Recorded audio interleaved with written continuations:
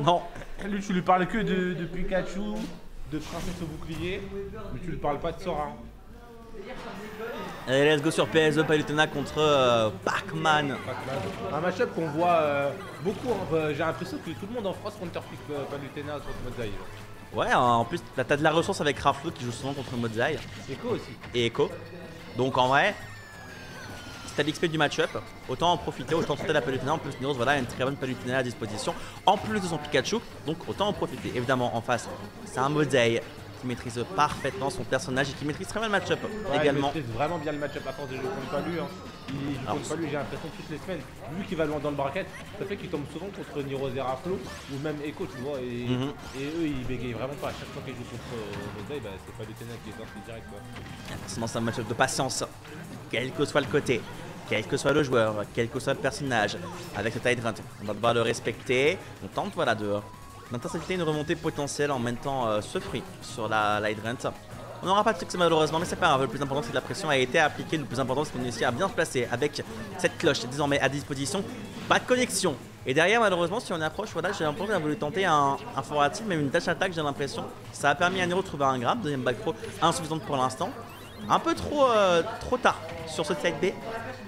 Et le plus important, voilà, c'est qu'il est à nouveau sur le terrain. C'est assez even pour l'instant de part et d'autre. Chacun a réussi à tirer son épingle du jeu. Ouais, là clairement, c'est assez even, ça se regarde. Il est au 2 minutes, toujours pas une feuille de prise. Et bon, ça sera sans compter sur le backer de Niros qui va connecter. Un Modzai qui se retrouve off stage. Ok, le backer là qui n'avait pas été trouvé, pourtant il avait la read. C'est super dangereux en vrai, la manière dont Modzai utilise la clutch est dangereux pour l'adversaire, je veux dire, parce qu'en fait, il aime beaucoup mettre la clutch en désavantage et en l'activant en désavantage avant de reprendre le ledge.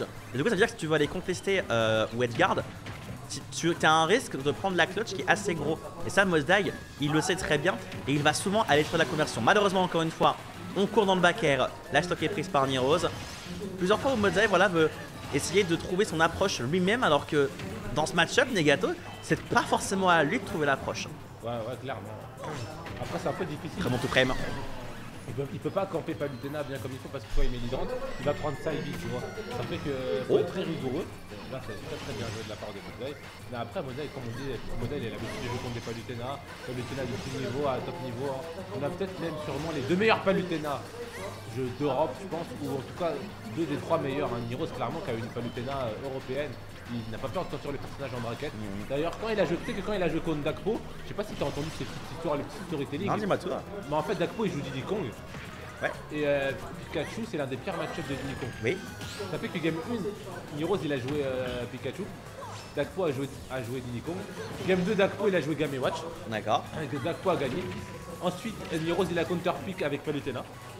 Ah, ça me dit un truc, c'est pas autant que ça? Ouais, c'est autant. Oui, voilà, je l'ai entendu en fait. Ouais, ensuite, après Dakpo, il a joué Diddy Kong parce que Diddy Kong, ça gagne contre Palu. Niros est retourné sur Pikachu. Ouais. Puis après, il a pris Game & Watch et Niros est retourné sur Palu. Et il y a eu 3-2. C'est lui. Voilà. Fallait choisir le bon counter-pick à la game 1. Voilà. C'est ça, c'était littéralement ça, effectivement. Niros pour l'instant qui gère très bien. Clairement, Niros il aime pas Palutena. Il a joué pas juste en weekly. Setup Ouais, pas juste en weekly, il a confiance en son perso. Genre sa Palutena, j'en parlais récemment avec lui, elle est quasiment au même niveau que son Pikachu. On va dire si son Pikachu il est niveau 100, sa Palutena elle doit être niveau 93, 94. Ah, il y a des bonnes références, en vrai, pour tout le monde comprend, c'est le plus important. Ici, on a vu le kill à la cloche ici. Il a failli se la prendre, il la grabe vraiment au dernier moment et ça a surpris Modzai qui, du coup, de son côté, s'est pris un énorme retour de frappe. Et là, Niros, ici, il a un bel avantage à concrétiser. Peut-être sur le ledge trap, peut-être en tout cas avec le down tilt. Il va toucher avec la dash attack. Et est-ce qu'il peut en finir ici? Non, l'air elle est bonne, mais elle a été utilisée. Et en conséquence, ce nerf, il est gratuit lorsque Modzai veut remonter avec son trampoline fétiche.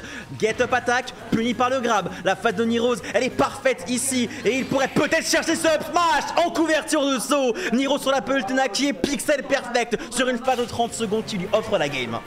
Tu sais que Niros, c'est la Palutena perdu à game 5 contre Sanflo, il menait 2-0 même sur l'hiver. Mais contre Niros, il n'y a pas de game 5. Hein. Souvent, il se fait casser les dents. Allez, Tonan CC qui va être sélectionné pour un Modzai, un stage plus grand qui va peut-être mieux l'aider. Mais ouais, il est de haut mur désormais, un Niros vraiment très très chaud. Qui, voilà, on l'a dit, très à l'aise dans ce match-up. Ouais, clairement.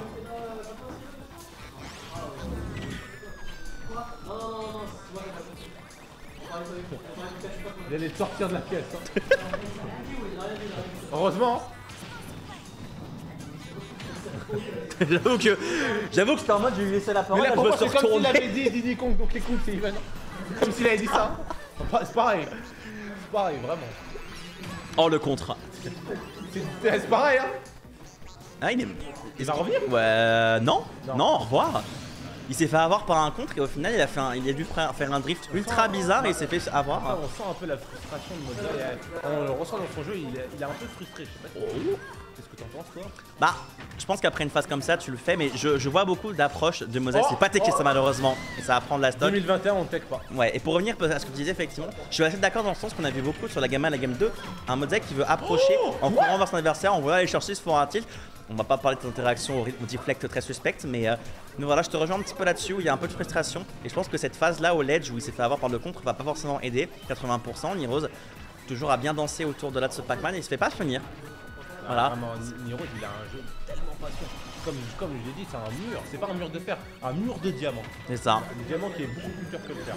C'est un mur. Hein. On a quasiment pas vu de gramme en plus de ça et il n'en a pas besoin dans ce match-up. Tout se passe en l'air, tout se passe sur des forward air, sur des back air, sur des nerfs. Ça se passe très bien. En plus de ça, fast fall, down air. Allez, tu prends l'interaction. Le grab passe de pas grand-chose. Malheureusement, Moza arrivera à roll suffisamment loin. Mais peu importe. Nirose a un sacré positionnement ici. Mais va respecter cette retournée sur le terrain, cette descente. Tranquillement, mais sûrement. Même si là, tu sens la frustration encore une fois sur ce side B qui aïe. Et à un timing où il est pas censé se le prendre quoi. Vraiment, il n'est pas censé se le prendre. Mais comme je te disais, hein, c'est compliqué. Quand tu cherches le fruit, il faut que tu saches que pas le ténor. Elle peut t'envoyer un side B comme ça là. On pop-up monsieur, c'est les infos, on ne fait rien du tout. Ouais, c'est ça. On se concentre, on shield, on respecte. C'est une question de timing et il les a les timings. Allez, on essaie de mettre de la pression sur Side Rent. Oh, bien joué. Le Galaga est devant main désormais, il y aura la read, il n'y aura pas la read malheureusement. Et encore une fois, c'est pour le problème, ok, avec ces spot dodge qui passe de pas grand chose. Ça, c'est un smash qui aurait pu quasiment prendre la stock. Et là, Moza, il est en grande difficulté, 102%. Est-ce qu'il va aller conclure? Faut le trampoline. Il y a un deuxième saut grâce à Light Run, pas de soucis. Grab contre shield. Ça n'a pas suffi. Mais il y a la back throw, 121%. Ok. Ça me paraît bien parti pour Nirose ici. Même s'il n'a pas tout frame, il a fait de back throw et ceci devrait être décisif. C'est fait. Pour 2-0. Côté Nirose. Pour une belle victoire de sa part, une Palutena maîtrisée globalement.